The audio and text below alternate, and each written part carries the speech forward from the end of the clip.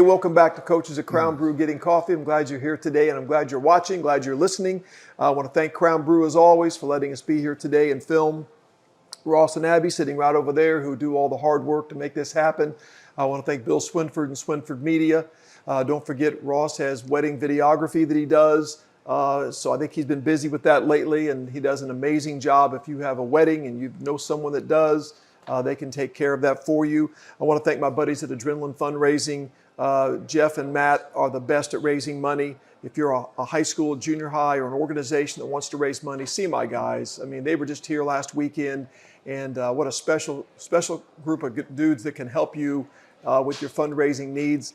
I want to thank Marion Plumbing for residential and commercial plumbing in the Marion area. Tony Gooch is the man, and I appreciate his sponsorship as well. My guest today is Randy Smithpeters, a longtime and highly successful basketball coach at Harrisburg High School, the father of two outstanding collegiate coaches as well, Tyler and Kyle.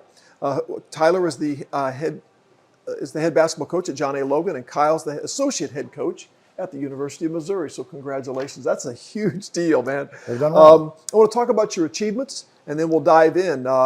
He was an assistant and helped the McLean'sboro Foxes to a 1983 third place finish at state, then an undefeated state champion team, another third place finish, by the way, in 1991.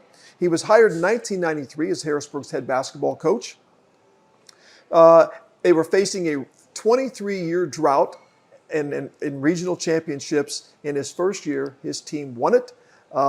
In his second year, they made a trip to Champaign, lost the opening game, but what a phenomenal feat. His overall record is 517 and 328, 12 regional titles, 6 super sectional appearances, 7 Sweet 16s, 3 Elite 8s, and a state title in 2013. He had 14 championship appearances at the El Dorado Holiday Tournament, the first team to win 4 in a row, 18 Final Four appearances there. They're probably glad you retired. Opposing coaches are. He had 10 Carmi White County Invitational Tournament championships. He's the winningest coach in that tournament's history. That's a heck of a resume, Coach. No, I've been very fortunate. Congratulations. So you grew up in McLean'sboro. So we talked before we came on air. This was a big basketball area. I'm not saying it's not today, but at one time in Southern Illinois, McLean'sboro was the place. It was a basketball town, perhaps still is. At that time, on the Friday nights or the Saturday nights or both, everybody went to the basketball games. Yeah. And for good reason, because you went and watched Jerry Sloan, you went and watched David Lee, you went and watched Kurt Reed, and then followed by the Burns, Jim Burns, John Burns, followed by Carl Malk. And there was a ton of athletes at that time, which was very exciting and very alluring to the youth in the community. So that's kind of where you gravitated to. So you grew up in this basketball environment. You knew at a young age, I'm going to be a basketball player. I really liked basketball. Yeah, you knew you were going to be a player. You wanted to be a player. Yeah. I don't know if you're going to be. Don't know that I was, but yeah, it was quite a draw. You farm kid? Yeah, I actually born in the north side of the tracks in QB, what we call QB, the north side of the tracks, and I lived there for till I was in the 3rd grade, and then we moved to the country. So, in preparation for this, I realized my first true coach was Tom Wheeler, known to me as Tommy D. Wheeler, but because his dad's name was Tom, but they were in QB, and as a 3rd grader, 4th grader, Tom was our coach of our QB Cats, the neighborhood group, the QB Cats, the neighborhood group. So, yeah. He knew then, he was in high school, he knew then what he was going to be. Yeah. And was good at it then also. So, that was a good start. Is this the town that there's an open court or an open goal somewhere kids were playing basketball? Yeah. The asphalt courts were busy all the time, and even Carl Malk. Carl worked. He was a junior going to be a senior, and he worked at Hall's feed mill. They grind corn for the farmers, and you carry tow sacks all day, that weigh 100 pounds.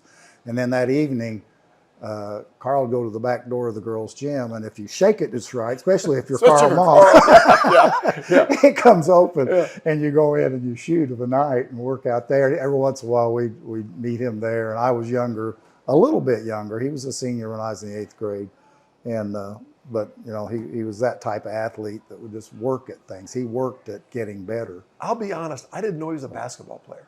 Oh yeah, he was on the freshman team at SIU, freshman basketball team at SIU, and did well. And then had to decide, you know. I didn't know this. Yeah, Power forward. Probably. Yeah. No, he was Yeah. he was a true athlete. Wow, that's And really interesting. He had to make the decision, which he made the right decision. Yeah, that's really cool. You played high school ball? Yeah, I was an average player on an average team. Yeah. In a great time. You know, I think my age, I think I got to enjoy perhaps the greatest, I'll call it, era of basketball in Southern Illinois. And I maybe missed a little bit of it in the 50s, but the 50s, the 60s, part of the 70s, just tremendous athletes. Yeah. And, you know, I go back. Doug Collins was a senior when I was a junior. Right. And then I go to SIU, and SIU's team is Nate Hawthorne. I went blank, but 3 or 4 of the players from Southern Illinois, and great players. Yeah. You know, and then you go through the Jerry Sloan's, the David Lees that I've already mentioned, that all go and have great careers. And it was just a really great time. I don't know that there's ever going to be a better time. And you don't know it that. maybe at the time because that's the way it is. No, yeah, you think this is normal. It was normal for that time. And you look back and go, man, that time was special. Yeah. Yeah. I kind of came into the football coaching era with men like, you know, Jim Woodward and Al Martin and Al Way and Mike Rood, and they were all, you know, just flat winning games and winning a lot of them. And I felt at the time, this is either going to get me out of the business or it's going to make me a lot better, because I was young. I didn't know nearly what they knew, but I learned a lot by watching them and playing against them. But that was a big era of amazing coaches. Yeah. So I know when you're in that era, you can probably tell, but sometimes you don't appreciate it like maybe you do later. You went to college at Southern? Yeah, I went to SIU. Didn't play basketball, just No. college. Yeah. No. Did you have the coaching bug yet? I did there. I think I always was kind of there, but then I looked at different. I was still interested in different things. I went to Wren Lake first for 2 years, and then at Southern. And like I said, they had a really good team. They had a really good coach. He let me hang out and practice. Yeah. Even when he had a closed practice, the managers would go run everybody out, and he'd tell them, you know, leave him alone. He's just here to watch. That's awesome. I really appreciated that. And you know, I'm there with Merriweather, Mike Glenn, you know, really good team. Yeah. And fun to watch and a lot more fun to win, and they did win, but really got the bug there, and knew that's what I wanted to do. When you get out of high school, you mentioned, I think in the bio, that weren't a lot of teaching jobs available at the time. Exactly. And you end up going back home? Yeah. Yeah. Yeah. I went home. You know, I grew up on a farm, and so then started farming with Dad. And I guess as any job like that might be, you get invested financially, you get invested time-wise, and it's kind of hard to walk away from after, you know, originally it was just going to be for a short time. Sure. And then it goes a little longer, and then a little longer. And now it's kind of to the point where it's a little harder to walk away from. Yeah. And the saving grace for me in that was that I got to go help with basketball at the high school. I was a volunteer coach with David and Gary Brzezinski at the time, and Willie Grubb was freshman coach at the time. And they kind of took me under their wing, and I got to be a part of that. And then in '79, girls programs were really getting fired up then. So Willie Grubb, Hall of Fame girls coach, took over the girls program, which left the freshman job open. My dad had passed away suddenly that June. I got the whole farm now to take care of, and it was a tough time. And David come to me and said, I want you to be our freshman coach. I said, David, I mean, you know, man, I'm swamped right now. I can't practice when that. He said, you practice when you want to practice. Oh, really? Well, that's good. He really wanted you to do it. Yeah. And I said, really? He said, no, really. He said, you'll make it work out. Just make it work out. Let it work out. How cool is that, though? That was, you know, that's the difference in my career and not a career. Yeah, because if that doesn't happen, you may never have a chance to do it. And so that opened the door. I'm just still volunteering at the time. So, you know, that's what gave me the opportunity. And I was freshman coach, and we had great years almost every year, to tell you the truth. But then in '83, we get third in the state. In '84, we have the undefeated season. Jerry Sloan had moved down in '82, '83, and Brian was there, and we had a good group in '83 with David's son, Darren, with Kurt Reed's son, Curdy, and just a tremendous athletic group, and had a good team in '83, and then in '84, go win it all. And must have been a great experience. It was a great time. You know, every day was a great time, and you're in the gym with David and Kurt, and Jerry was there a lot of the times. Really? Yeah. And not, you know, he didn't walk in and take over. He was there and would help you with things. Yeah. Would give you ideas. You know, actually, our first 45 minutes, I say our meaning at Harrisburg, the Bulldogs, our first 45 minutes are fundamentals. And that basically came from Jerry. Gotcha. It's a ball's in your hand. Yeah. It's competitive. It's making you bet. Everybody does it. Bigs, guards, the whole show. And that's remained the same forever. And that came from his idea. Also, if I say flex, everybody's familiar with flex. Nobody was familiar with it in '82, '83. Right. Flex came to McLean'sboro from Chicago Bulls. Very cool. And we called it spot because everybody had their spot. So it's spot. So you may have answered that, but I was going to ask you what you took away from that period at McLean'sboro. I mean, obviously you said the fundamental part, the flex, and was there other things that you looked at and that were ingrained in you as a coach the rest of your life? Were there other things? Yeah. I first of all, I think the combination of a David Lee and a Kurt Reed was an unbelievable combination of coaches, in the fact that David was a defensive guy and Kurt was an offensive guy. Interesting. They basically grew up together. They're high school classmates. They're not afraid to be 110% honest with each other. Yeah. You know, there's no concern about, well, I don't want to say this because it might make you mad. No, because they don't care if they make each other mad. Yeah. And you know, that part worked out great. And just seeing that work, just learning from both those guys. You know, you got the great defensive guy, the great offensive guy. We're at Benton. I don't remember what year. We're at the Benton tournament. So you play Saturday afternoon, and then you got to play that night. So we go get a room at a hotel for the team. And Kurt, David, and I are in the coach's room, and the players have their own room, and we're talking about tonight's game because we play Benton. And David said, God, I wish we had an offense where, you know, our guards did this and our forwards did this. And Kurt sits there a minute, about 15, 20 seconds. He says, well, I can do that. David said, you can do that? Kurt stands up, gets a piece of chalk. Oh, my. You're in a hotel room with, at the time, the dark paneling walls.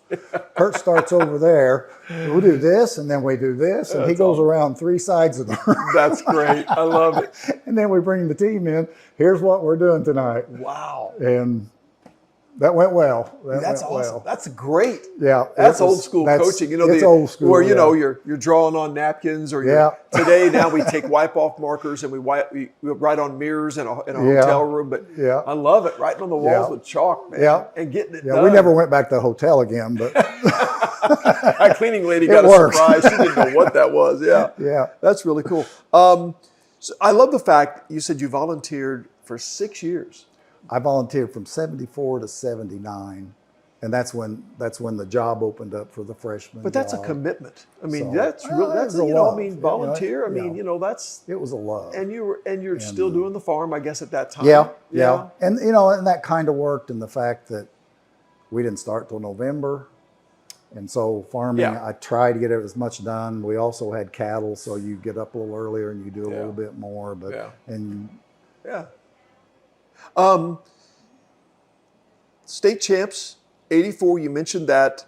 Kurt Reed took over, third place. 1993 comes along, and Harrisburg makes you their head coach.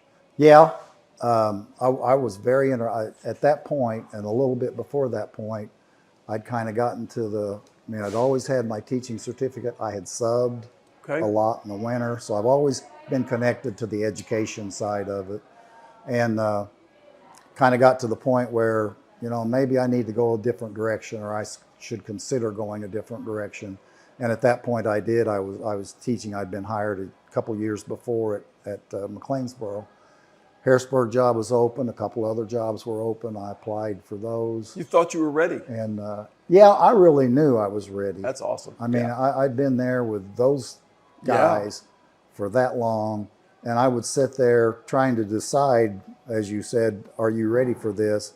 And I would try to come up with a situation that I didn't think I knew the answer to, and I felt like I'd had it covered. One of the reasons I felt that way was because our David and Kurt's program at McLean'sboro, they included everybody in everything. It wasn't like, they went in there and made the decisions and then they tell you what to do. You're part of it. So I was part of hearing about the problems. I was part of hearing about the solutions.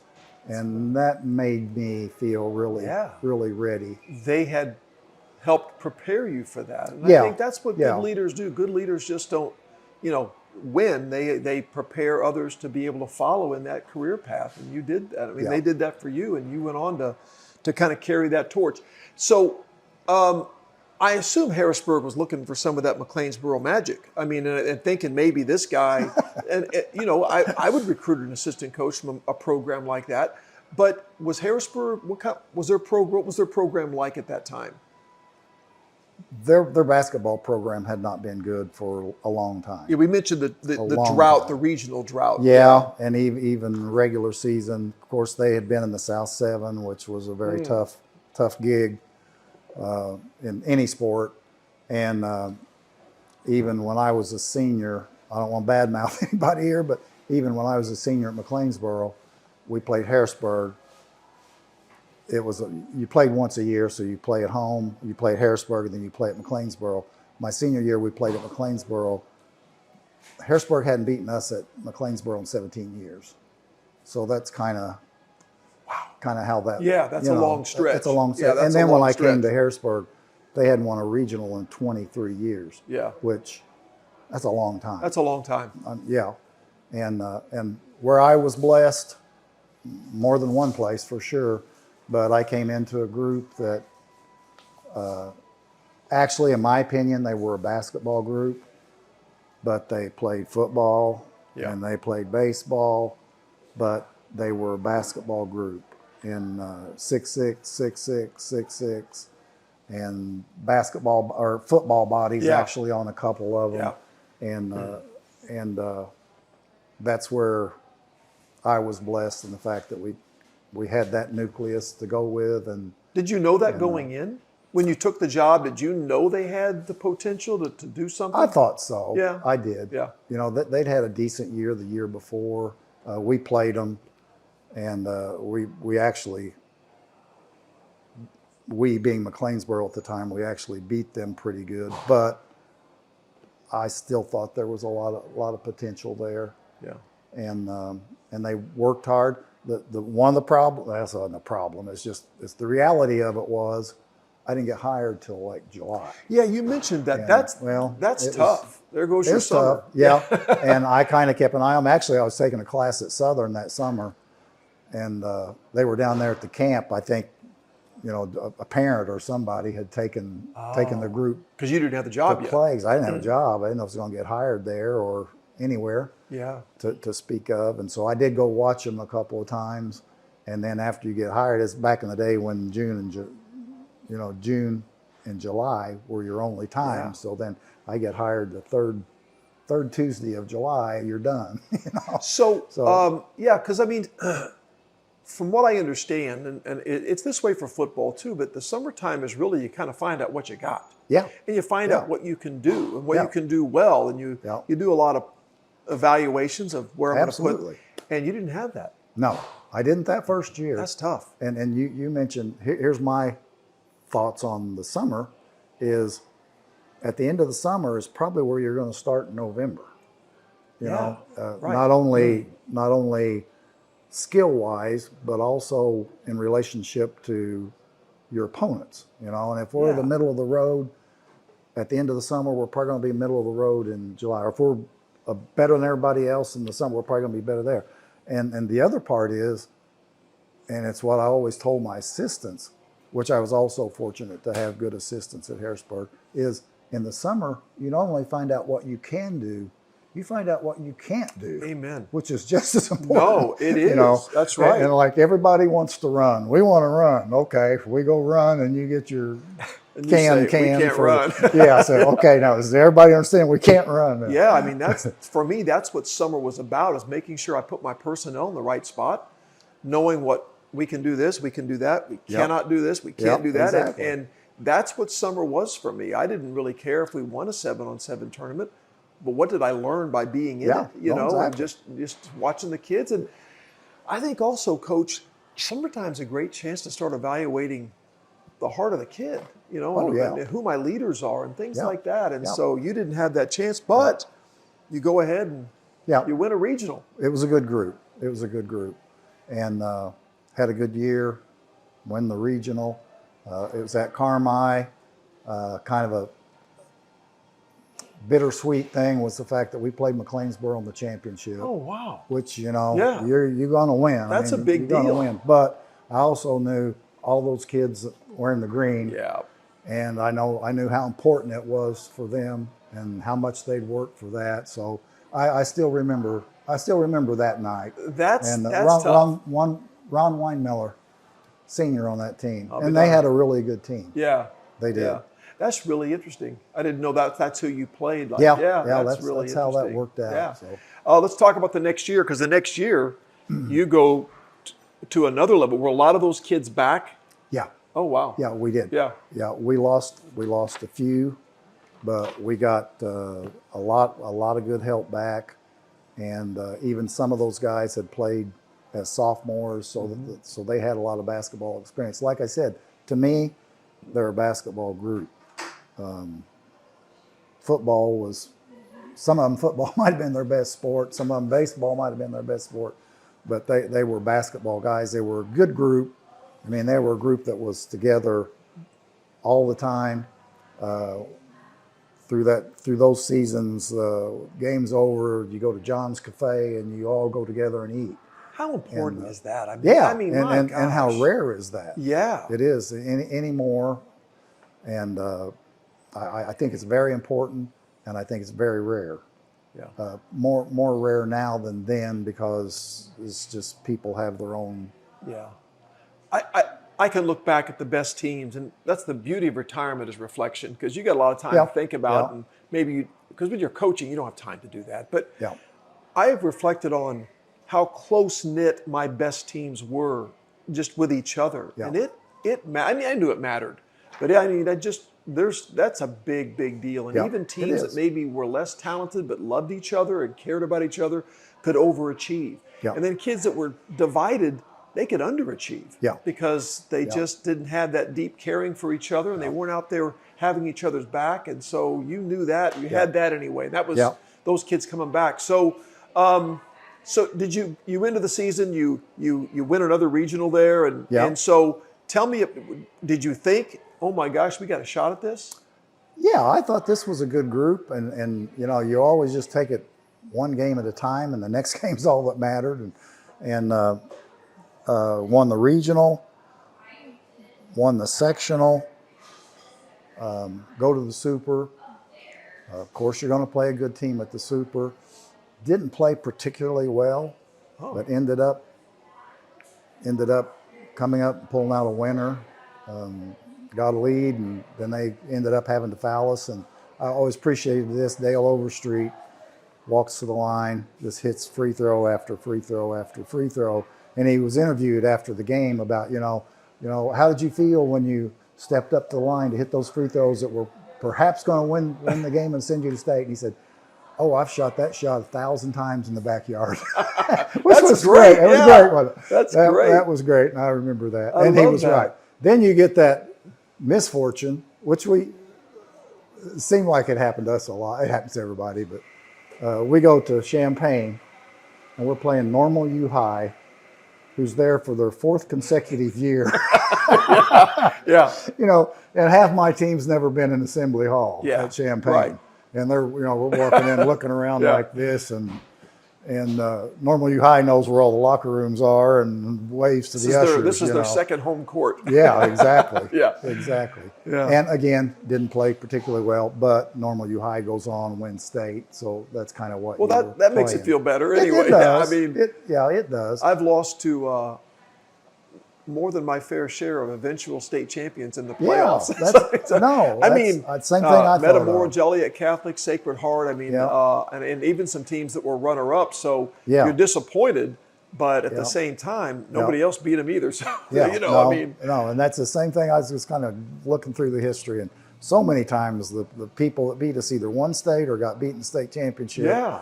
And I can live with that a little bit. Yeah, anyway. that's better than not. It's better than not. Did they want to make you mayor of the town after those 2 years? Well, my goodness. It helped. It helped, Hire this young guy, and he comes in, wins a regional, goes to state. Coach. Oh my gosh, that's cool. I was, my biggest detriment in getting hired was no head coaching position experience. Yeah. And so Kelly Stewart was AD. Yeah. Jim Collins was principal. John Hill was superintendent. 3 very athletic people, which that's great. And so in our last meeting, I just asked them because, it kept going and kept going. Like I said, it's July, need a decision. And I'm about to bug them to death because I'm calling every day, anything changed. And so I finally just asked them, I said, what's your concerns with me? And it was John Hill's one said, well, just no head coaching experience, and that's a little different chair. And I said, well, I've been to Champaign 3 times in the last, have you got anybody else that's done that? That's and awesome. I think that kind of tipped the card a little bit. And then John Hill, again, an athletic guy. I got hired at the board meeting, and then they had a media thing the next day, and then he took me on a tour of the school and of the gym, and we're walking through Davenport Gym, which is a really unique place. I love it. And he looks around and he says, "You think you can fill this place?" And I'm thinking, I don't know if that's my worry, really. And he said, the other thing was, and I'll have to explain this. This goes back to the time when, uniforms were here, but they were on their way down. Yeah. And that had just started. And his next question to me was, our team's not going to be wearing pajamas, are they? He was worried about that, huh? And I said, well, not as long as I'm here, which was a bit of a falsehood because it got to the point where you didn't have a choice. No, there wasn't what they're anything wearing. There wasn't anything to order. You want a 9-inch You can't wear those Larry Bird shorts. So, and that's what the guys, but you didn't have a choice. But so that was funny. I remember that's really cool. I love the fact that you said that. Well, I've been to the state championship a few times. Yeah, I was very comfortable. I never felt uncomfortable as a head coach because, like I said, my experience at McLean'sboro and the way the program was handled up there where you're a part of everything, I couldn't think of a situation. I'm imagining, okay, a parent comes in and is unhappy about this. Okay, I can handle that. And a player's unhappy about this, or, any scenario I could come up with, no, I can handle that. That's one of the best things I've ever had someone say on this podcast, was that you were so well prepared by them you couldn't think of a situation that you couldn't No, and that was- address. yeah, that is really that was cool. true. Yeah, that's how I felt. that's maybe the best tribute to them anyone can Sure, give. Like, sure. I'm ready. I want to talk about 2 tournaments because you were a dominant force in the El Dorado and Carmi White County tournaments. Your thoughts on the El Dorado tournament? I know the schools I've been at, I don't think played a lot in those tournaments, but so I'm not as Right. familiar, except I Yeah. know it's a big deal. But tell me about your El Dorado tournament experiences and what that tournament meant to you and your program. At the beginning of the season, your team's made, and you're going to set team goals. Yeah.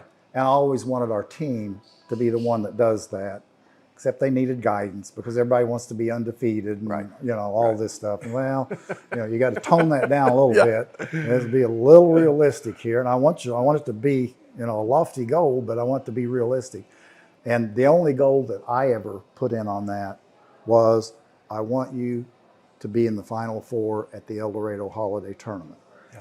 And I did that for one big reason, and that was where you experience the atmosphere of postseason play.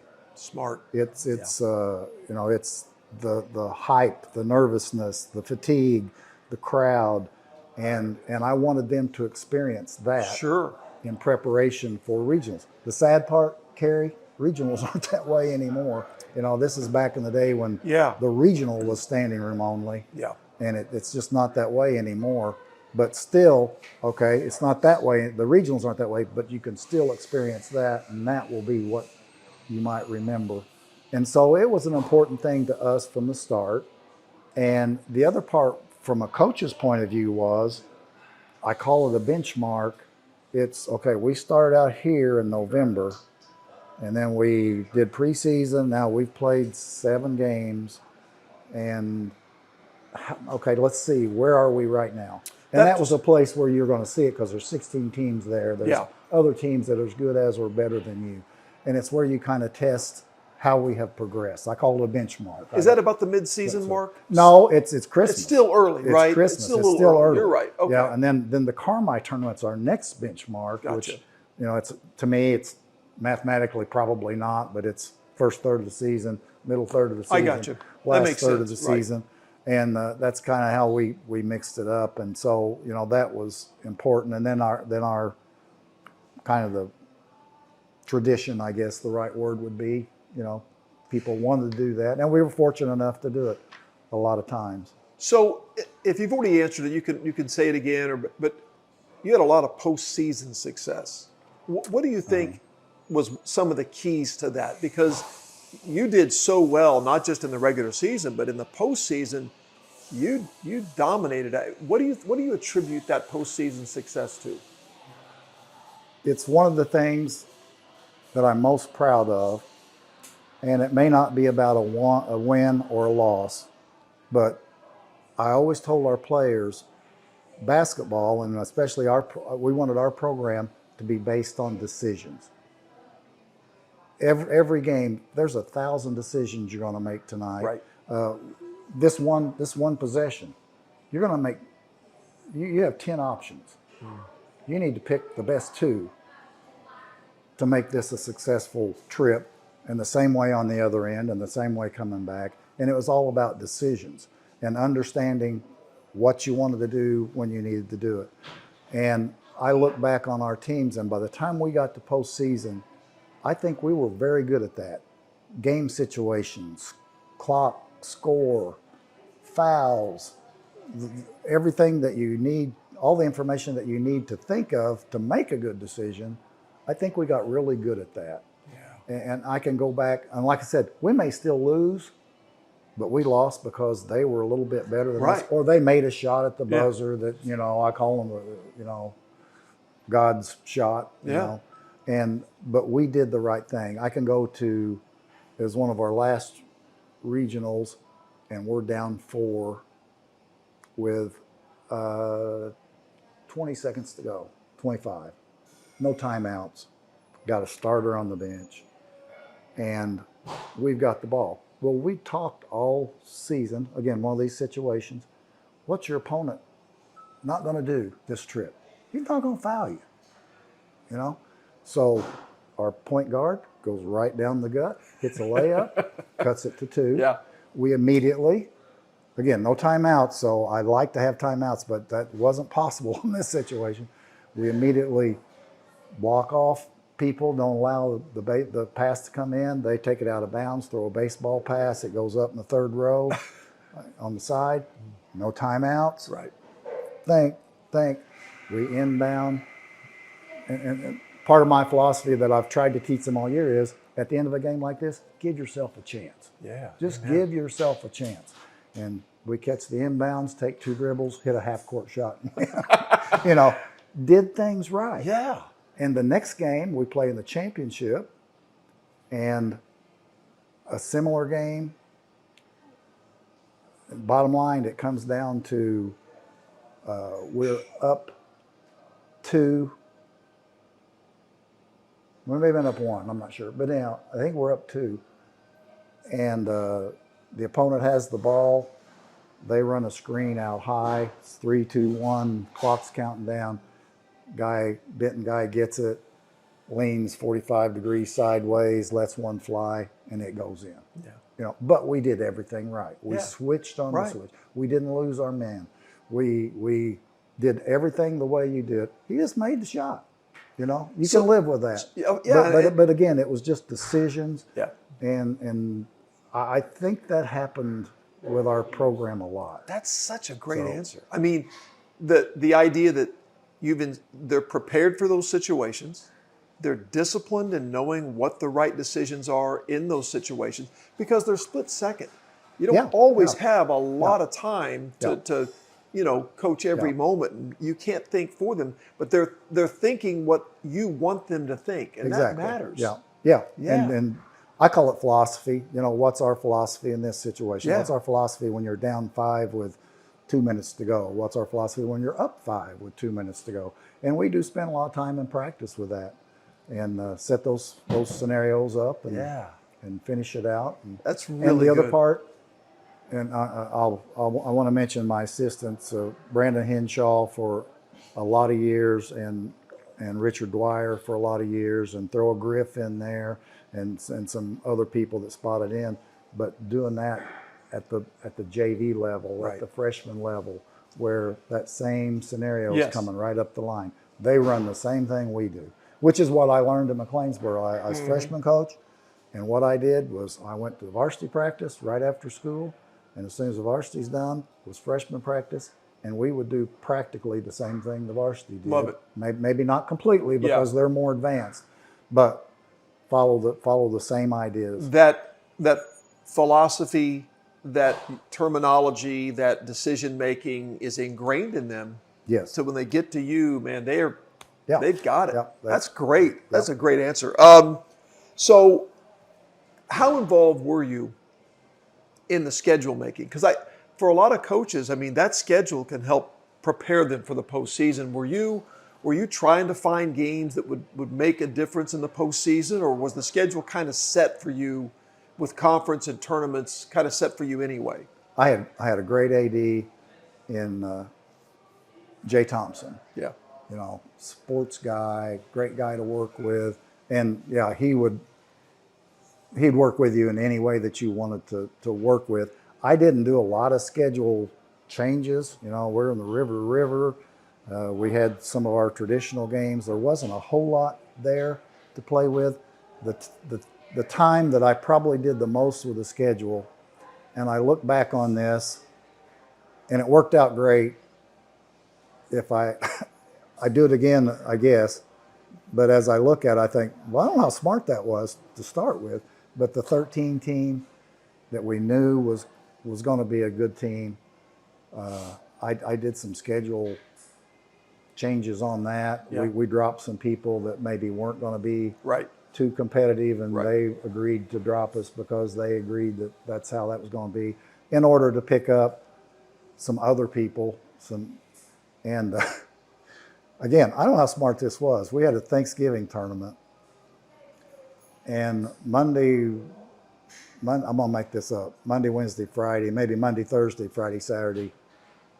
But we played the Saturday late game, So we go Saturday afternoon, we go to Marshall County, Kentucky, and play in the Marshall County shootout. Oh, wow. Play one of the counties. I don't know. I don't know what county it was. I get lost when I get to cross the river, I guess. But we played that afternoon game and played well and walked away with a win on that. Get on the bus, come back, and play our game that night. I think we played Carmi that night in our tournament game. And that was one that was maybe questionable, but turned out okay. Yeah. And I look back at this, and when you're going to be good, you know, I wanted to challenge that group, and we did. Yeah. And I don't know how smart it was, but it worked out fine. Another time, Carmi tournament. Again, they worked with us, great people at Carmi. And you get one night off at Carmi. It's a round robin tournament. You get one night off, day, whatever. So I called Kurt up and I said, hey, could you give us Saturday off so we could go to Tennessee and play Dyer County, Tennessee? He said, yeah, we can arrange that. So, you know, he really helped us out there. So we play there Monday, Wednesday, Thursday, Friday. Then we get on a bus Saturday and go to Kentucky to play Dyer County. It was an interesting game. Dyer County, to tell you how good they were, ended up playing in the 5A state championship. Oh, my. Robert Hubbs III was on their team, who went to the University of Tennessee and became an all-SEC player. And they were really, really good. Yeah. This was part of the Penny Hardaway shootout. Gotcha. You know, the game before, so the game afterwards was on ESPN. And so it was a basketball event. And so we go down there, and I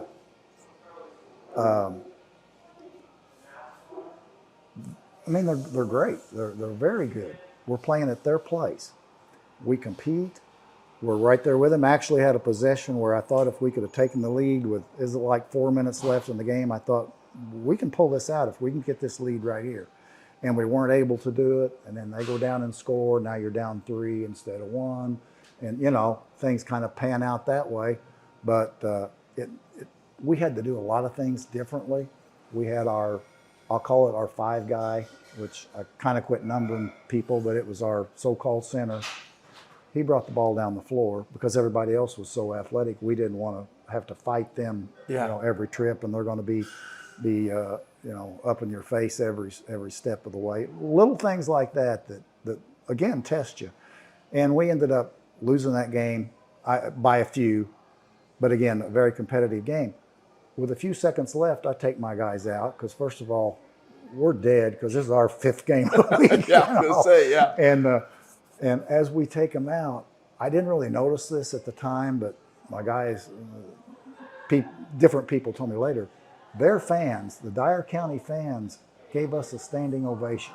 Wow, that's cool. We're the opponent, and we're going to lose, and they give us a standing ovation as we leave the floor. That's really cool. And I had a friend who was sat in the stands, you know, with somebody from Dyer County. They said, you know, that's kind of unusual.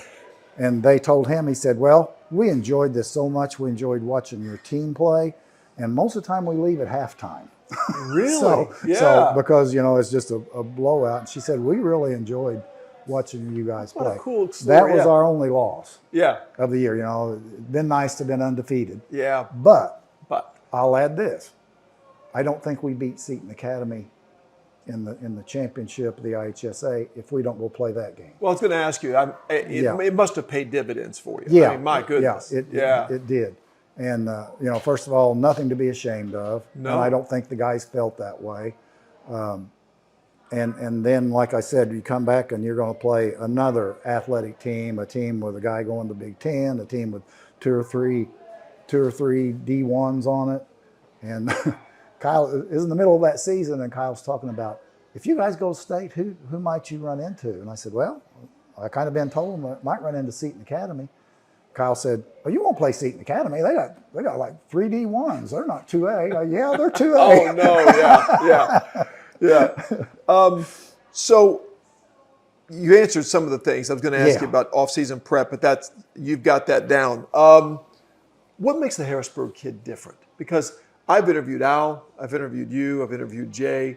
I mean, I love the fact that Harrisburg has these coaches that had great longevity, and I think that matters a lot. I do too. But the Harrisburg kid has kind of proven through the test of time that they're a little bit different. What do you think?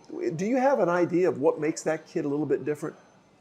I think Harrisburg's a very athletic community. I think there's always been a lot of support. I think, here's you an example of that. In '95, we go to state. It might have been the only year they did it, but they did it that year. They had cards, like playing cards for high schoolers. Oh, I don't know if it's through the IHSA or who, but they came and took pictures of like your regional game, your sectional game, and they make a picture of Kerry Martin, guard, Harrisburg High School, and they had that, and they sold those at the state tournament. Wow. And Harrisburg, and we're there for one game because we run into Northview High. We're there for one game, and we sold more cards than anybody there. That's great. So it kind of tells you, number one, the following, and number two, the enthusiasm. And I think that's always there. I think it's there in every sport. You know, and you know, Jay's had a tremendous baseball program forever, practically, and go through football with Al and just, you know, it's been quality athletics and multi-sport kids. So, and multi-sport kids. I mean, kids aren't afraid to play at multiple sports, even if this may not be their number one sport. They're still going to play the other sports, and I think that's really a tribute to those kids. And I think, Kerry, and you can disagree, but I worry about that part changing, because if I go back to that '95 team, or I can go to even later teams, you know, you're able to do that, and it seems now that you almost have to specialize. And even if you don't want to specialize, you don't have time to go play all this stuff. And, you know. Well, I think there's pressure on them to not to specialize. I think there's pressure on without them. A doubt. They've without got a doubt. Because every coach is demanding so much, because every opponent is demanding so much of their kids, and so the kids feel like they're getting pulled. I mean, and you hate this to be that way, but it has changed. It has changed a lot, and I feel like not for the better. I don't think. I'm afraid that it's not, because, you know, when a kid 10 years old has to decide, well, you're going to go play baseball or you're going to go to a basketball camp. Yeah. And I, you know, football was not my first love until I was a senior in high school. Yeah. And then here I am, a football coach of 30 plus years. I would have thought I was going to be a baseball guy. Yeah. But my life changed in my senior year. So, I mean, you don't know. And if I would have chosen baseball as a specialization, I would have missed my entire career, you know. So I agree. When you're scouting an opponent, there's a couple of basketball questions. Yeah. When you're scouting an opponent, put a film in, what are you looking for? Where do you start? Okay. First of all, I want to watch the whole game. Okay. You know, in today's world, it's one of the things, Kerry, that just flew by me. I'm not a tech guy. Right. And knock on wood, my assistants would keep me up, up to snuff on that. But I like to sit and watch the entire game, because I think you've got to get the feel for what's going on. I agree. And, you know, this situation, just a highlight film, or here's them running this play or this play. Well, what was the situation for that play? Yeah. You know, were they up or were they down? Did they just score? Or did they just give up an easy bat? You know, you just got to get a feel for the whole game. And then you look at personnel. Yeah. And what you need to do. I tended to be more of a defensive guy first, and what you need to do to stop people. Did you game plan to stop certain people and make them beat you with somebody else, or if you needed to? If you needed to. Yeah. And just kind of whatever. And then it's one of the things that I enjoyed the most was preparing, basically. But watching, here's the team that we probably can't beat. But you watch this, and about the third time you watch that film, it's like, wait a minute, I can have Kerry guard that guy, and I can have somebody else guard that guy, and we can flip-flop this around. And, you know, I think we might be able to do that. Yeah. You know, and you just... I have said this before, and I don't, please don't take offense to it, but I think this is a quality, even though the word isn't quality, but there's an arrogance about coaches that I think you have to have, that you believe you first of all, you know what I'm saying? Like, you start watching a film, I think you're right. You start watching a film and you go, no, I think we can. I think you have to have that. Yep. I call it arrogance. I had a pastor in town say, no, that's just confidence. I'm like, well, Okay. I said, I appreciate. We'll take that. I said, I appreciate that, because I was telling him about that feeling, and I said, I hope you go into a program that's been down and you think you can turn it around. I said, that's kind of arrogant. And he goes, no, that's confidence. I'm like, well, I appreciate. Yeah, like you said, I appreciate that, but I feel like you have to go into the team meeting and say, these guys are good, but I think if we do the following things, I think we can get them. And you believe that, and I think that you have to believe that. And so, yeah. One of the times I remember that distinctly was the state tournament, because it's a whirlwind. Yeah. I wish the IHSA would adjust that. It's never going to happen. But you play on a Tuesday night at Carbondale. You don't get home till 1 o'clock. Everybody's hyped up. You got the fire trucks. And then Wednesday, everybody's dead because you didn't get home till 2 o'clock. Yeah. Thursday, you're on a bus going to Champaign, and you got 30 minutes on the floor, and it's just, and now it's changed because you play Thursday. Right. And that's just, it's a blur. So we're up there, and we squeaked by St. Joe Ogden. I don't know how much you want to hear about this story, but we didn't know Tyler was hurt. I saw him, I'm a dad, that's my kid. I know him. He shoots a layup from the left side of the basket, kind of lands on a kid's foot, and I could tell he was running kind of funny down the floor. Late in the game's over, we're in good shape, so don't think anything about it. We don't practice the next day because, like I said, all that. And I'm a big believer in rest. That time of the season, I'm a big believer in rest. We may have been the only team in Peoria that didn't go practice. We didn't go to the gym in Peoria other than our 30 minutes on the floor and our games. Anyhow, we didn't know Tyler was hurt. And then we go play the St. Joe Ogden game, the semifinal game, and he can't hardly play because he can't move side to side. And so we survived that. Everybody picked up the slack, and that's part of the quality of a good team. So we do get to play in the championship against Seton Academy, and I got that film, and we're watching, and you know how good they are. And just like we said, I'm watching it, and then I'm thinking, we can take Roper. We can guard the big kid with Roper, and then we can take Uppy and guard this kid over here, and we can do this and this, and I think we can compete because, and knock on wood, I call it an act of God, that whole trip, to tell you the truth. This may be more than you want to know. But we find out Tyler's foot's not hurt. One of my assistants is Doc Hodson, a volunteer assistant. So Doc, Doc checks him out, and Doc said, "It's my kid." That's another act of God, that it was my kid and not yours, because I couldn't do this with yours. But Doc said, "We need to go get it x-rayed." I said, "No, we can't go get it x-rayed. If we go get it x-rayed, he's got a broken bone, he can't play, and we can't do that right now."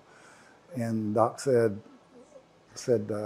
"Let me make a phone call." So Doc calls a friend of his, a doctor in Utah, where Doc had been, and who deals with these things, and he explains, we've got distal this and radial blah, blah, blah. And he said, "What can we do to have him play tomorrow?" And his friend in Utah says, "Go buy this foot insert, this sole insert, cut the end of it off, tape him this way, that way, blah, blah, blah. Wow. And that'll be as good as you can do." So, again, act of God trip. Kyle's there. So I got Doc doing that, who's going to do that. So Kyle's there. So Kyle gets on the phone, calls Bradley University coach. "Hey, coach, can you get us in the gym in the morning at 8 o'clock? "Yeah, Kyle, we'll get you in." So at 8 o'clock in the morning, Kyle, Doc, Tina, our trainer, they all go down there. Doc tapes him the way his friend told him in Utah to tape him. They do a workout, and it's maybe workable, maybe usable. And then we go play that game that evening and come out ahead. And that's really cool. It was, like I said, there's too many things happening. Yeah. that you don't just have those people there. No. That's great, though. Yeah, how that and, worked out. Yeah, it was. That's why I call and it. it worked. Act I of mean, God day. obviously, whatever that guy said, it must have been. Oh no, it did. And That's then after that, he's in a boot for 6 weeks, Yeah. and we're okay. We're good. Let's finish with your kids. Okay. Let's talk about Kyle. Let's do. What's he bring to the game when you watch him coach? What is his best thing, you think? Okay, let me go back a little bit before that, because I want to talk about Kyle's mom. Okay. Yeah. Because I'm a basketball coach. We had 6 kids. I was an administrator for 28 years or almost those. I'm gone every night. And, my goal every night was to be home by 10, which you didn't always make. It was to be home one night a week, which you didn't always make. And so our kids were raised by Patricia Smithpeters, and I know that, and she deserves a ton of credit on that. Kyle always wanted to be a coach. He was quarterback of the state championship team, so he's always been a leader. The game I was talking about for us was Seton Academy, tremendous help because he knew the coaches in Chicago, so he gets me info, tapes, a lot of the preparation stuff that I need. As far as now, he started coaching at SIC as an assistant with Todd Franklin. He goes to Logan with Coach Imhoff. Then he goes to Missouri State for a year with Paul Lusk. And then the Logan job opened up, and that was just too enticing. Yeah. And he had the right philosophy there. He said, I want experience as a head coach. And so he goes to Logan where he can develop his own program, and had tremendous success at Logan. Had passed up some jobs, stayed at Logan and passed up some jobs, actually passed up going with Coach Gates, asked him to go to Cleveland State when he went there 3 years prior. And, I just don't have a feel for that one. But then when Coach Gates went to Mizzou, that was a hard one to pass up. Yeah. And he made the right decision. I'm an old country boy. Kyle's in a different world. Yeah. Now, and I'll tell you a quick story, which most people will laugh at. I mean, I don't mean laugh is because I'm an old country boy. They play at Ole Miss. Mizzou's at Ole Miss on a Wednesday night. And so Ryan, my son Ryan, we drive down. Pat didn't go because she won't miss a day of school. She got to be in her class. My class? Yeah. Really? But that's how that was. So we go down. We go to the game. The game's over. Say hi to Kyle. Hey, enjoyed it. And we head home. And, we're on the road about an hour and 20 minutes, and we're through Memphis. We're on the north side of Memphis. We're in Arkansas. We're going to drive through, get a hamburger on the way home. And Kyle calls. Said, hey, Kyle, how you doing? He said, oh, good. I just wanted to check on you guys. You doing okay? And I said, yeah, we're already through Memphis. We just got some 55 and 57 to go through, and we'll be back in the burg. And I said, where are you? He said, oh, I'm in my living room. Wow. I said, do what? He said, oh, no, I'm in my living room. So, they go play. Yeah. They get on the charter bus. They drive out to the charter plane. They get on the plane. They fly to Como. He gets in his car, and he drives home. And that's just another night. I know. Yeah, I'm like you. I'm like, say what? Yeah. And we're sitting, we go to games, and then we'll go stay with them. And midnight, which basketball coaches are night people. And it's about midnight, and we're sitting out on the deck smoking a cigar. And the phone rings, and it's Coach Gates, and he's asking Kyle about this and that, and whatever. And Kyle said, hey, let me run something by you, Coach. Tuesday, if we could move our practice to early, they practice mostly in the morning, but he said, if we can move our practice to early, he said, we can get on a plane. I'll get us a jet, so we can get on a plane, and we can go down to Little Rock and see Billy. We can fly over to Baton Rouge and see Bobby, and we can go up to Fort Wayne and see Jimmy, and we can be back here for the radio show that evening. Oh, my God. And Coach Gates says, well, I think that sounds like a great idea. Great Call idea. the pilot. Yeah. And you said, huh? Yeah. So yeah, it's That's a different cool though. world. But yeah, I know you're proud of him. He's done great. He's still climbing that ladder, and He is. I know that Yeah. he's got a bright Yeah. future. He's an outstanding young man, and I think he's happy. we're watching. Family's Yeah. happy. Yeah. Como's a great town. I got to get him. I got to get your So, sons on yeah, here. But yeah. So what about Tyler? Tyler, Tyler's done great. Yeah, Tyler, I'd say. I have seen Tyler grow because he was there with Kyle for a few years, and then he's come on and taken it on himself. But I have seen him grow with just how he handles things, and matures, probably the right word. Yeah, and does a great job. Yeah, he I mean, does. they were good last year. They were good, national champs. National A champs. couple of years before. Great team. Yeah. A great team. And, that world has changed, just like Kyle's world has changed dramatically in a very few years. Oh. With NIL. Can't even recognize it hardly. No, it's completely different. And that affects, the JUCO world also, because people hang on. Yeah. Wanting to get hooked up someplace Yeah. with some NIL. And so you wait, but he's got great players. I went to their practice a few days ago, and I think he's got a great group. He's got a good group coming back. Yeah. He's got a good group adding to it, and I think they'll be fun. It's Pat and I go to a lot of Logan games and a lot of Mizzou games, and it kind of keeps How our exciting basketball. is that, though? It's Yeah. fun.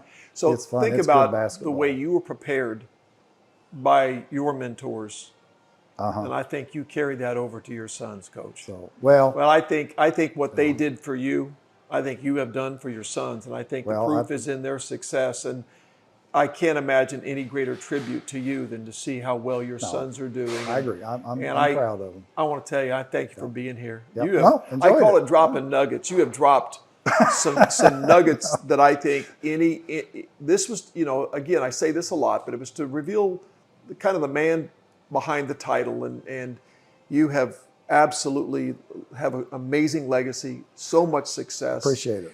You are so well thought of in the coaching community, and people just talk about your success and your mentorship and what you've taught, and boy, just sitting here listening to you and the wisdom that you bring to the game, and there's no doubt why you were successful. Well, I appreciate it. I'm so glad you were here and joined me today and I shared all appreciate that. you having me. And a good storyteller too, which makes this even better.